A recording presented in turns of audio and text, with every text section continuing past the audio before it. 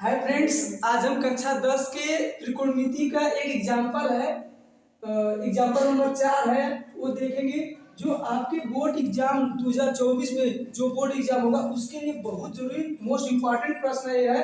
प्रश्न दिया है, एक मंदिर तथा उस पर लगा पताका दंड क्षैतिज भूमि के किसी बिंदु पर क्रमशः 30 अंश और 30 अंश कोण अंतरित करते हैं।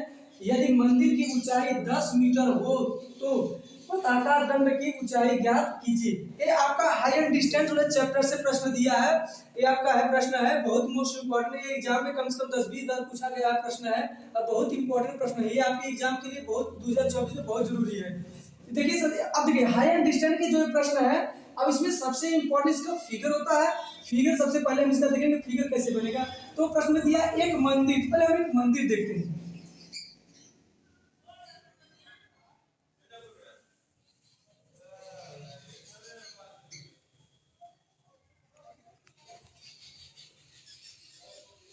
एक मंदिर बन गया। मंदिर पे क्या बोला गया है? मंदिर पे लगा है पताका दंड। पताका दंड मतलब होता है झंडा। जो मंदिर के ऊपर एक झंडा लगा था उससे वो कर रहा है। ये आपका हम मंदिर के ऊपर एक झंडा दिखा देते हैं। ये मंदिर हो गया, ये उस पे एक झंडा लगा है,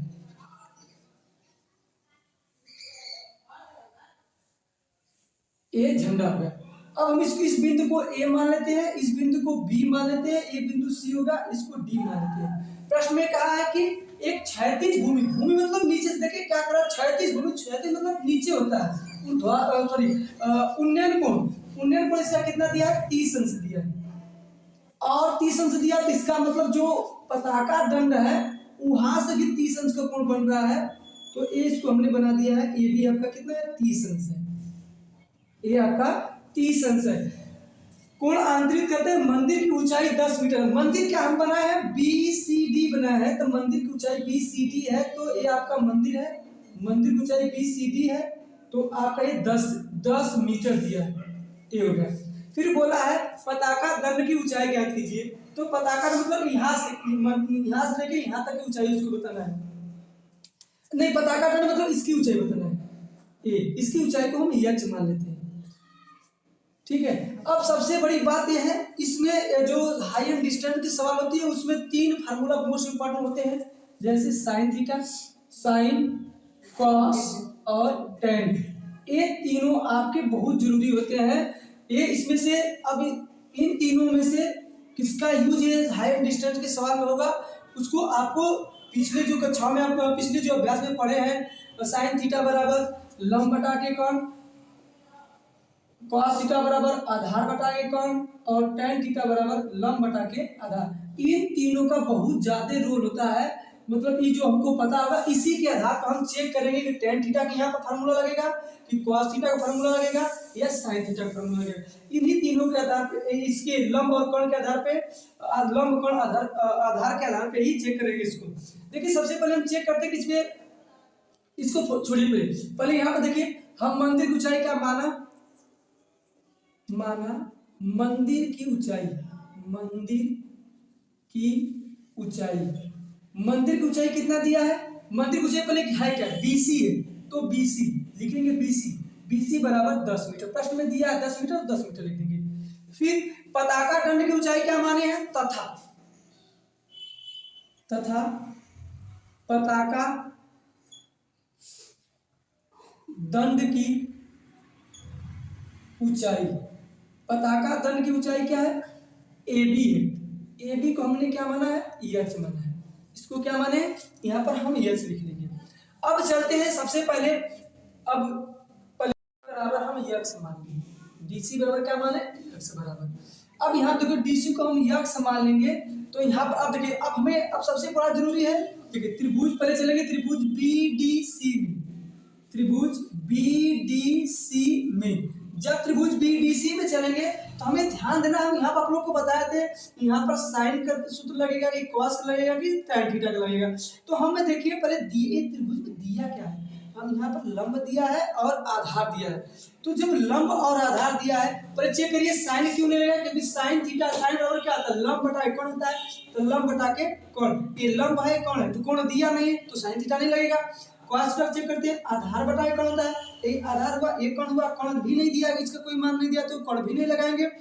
अब चेक करिए tan थीटा, tan थीटा क्या आता है, लंब बटे आधार, तो ये लंब हुआ आधार हुआ, तो इसका मतलब यहाँ पर ये भी लंब भी दिया है, आधार भी दिया है, तो हम यहाँ से लगा देंगे tan थीटा का लगेगा। अब त्रिभुज BDC में जब चलेंगे tan थीटा बराबर लंब बटा के आधार, लंब बटा के आधार, tan थीटा के यहाँ मान क्या रखेंगे, tan थीटा का मान रख देंगे 30 अंश, यहाँ tan 30 अंश लिखेंगे, लंब का मान कितना है 10 है और DC का मान x है, यहाँ पर x लिख देंगे। अब हम यहाँ पर क्या करेंगे, tan 30 अंश का मान कितना आता है, 1 बटा के कड़ी में 3 होता है, 1 बटा कड़ी में 3 लिखेंगे, फिर 10 बटा के x हो जाएगा।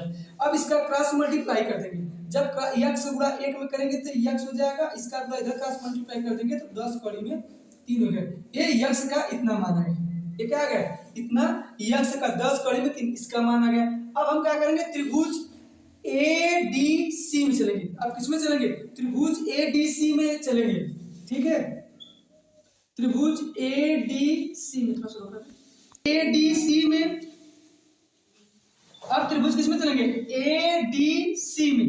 जब ADC में चलेंगे तो हमें अब देखिए, अब ADC में क्या कर रहा है, अब ADC में देखिए यहाँ पर क्या BC बराबर AC बराबर क्या लिखेंगे, AC बराबर क्या आ जाएगा, AC बराबर देखिए यहाँ पर AC ऊंचाई है, तो AC ऊंचाई है तो AC का मान निकालने के लिए हमें क्या पता चलेगा, ये 10 मीटर है तो 10 प्लस EH हो जाएगा, AC बराबर कितना आ जाएगा 10 प्लस EH हो जाएगा। तो अब यहाँ से देखते हैं, अब यहाँ भी अब देखिए, अब यहाँ हमें क्या कौन सा फार्मूला लगेगा, साइन थीटा लगेगा कि cos थीटा लगेगा कि tan थीटा लगेगा, फिर चेक कीजिए। अब देखिए ये पहले साइन थीटा चेक कीजिए, साइन का सूत्र होता है लंब बटा के कर्ण होता है, तो कर्ण दिया ही नहीं है कुछ है तो ये भी नहीं लगेगा, फिर cos थीटा में कर्ण है तो ये भी नहीं लगेगा, tan थीटा में लंब बटा के आधार, तो ये आपका लंब हो गया पूरा, ये आपका आधार हो गया, तो ये क्या लगेगा, ये वाला tan थीटा लगेगा।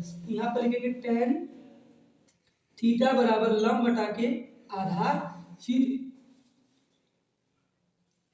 tan थीटा का मान क्या है 30 अंश है, क्योंकि ये पताका वाला है, ये 30 अंश है बराबर, फिर इसके बाद हो जाएगा आपका लंब का मान कितना दिया है, ये आपका 10 प्लस यानी AC हमने निकाला है, AC बराबर निकाला है 10 प्लस H निकाले हैं, ये H हो जाएगा।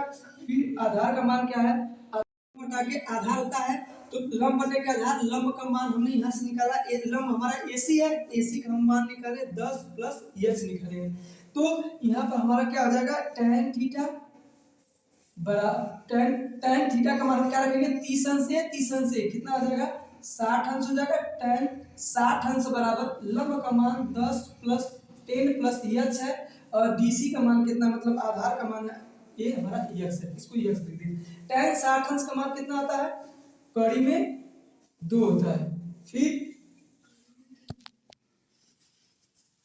पहले 2 रखना चाहिए, कड़ी में 3 होता है। अब यहाँ पर इसको ऐसे ही रख देंगे 10 प्लस H बटा के X।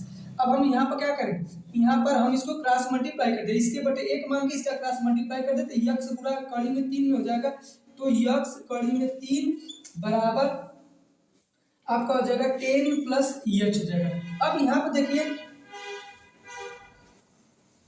x का मान हम निकाले हैं, x का मान यहाँ 10 कड़ी में 3 हम निकाले हैं, तो यहाँ x के जगह हम क्या लिखते हैं, x के जगह 10 कड़ी में 3 रख दें।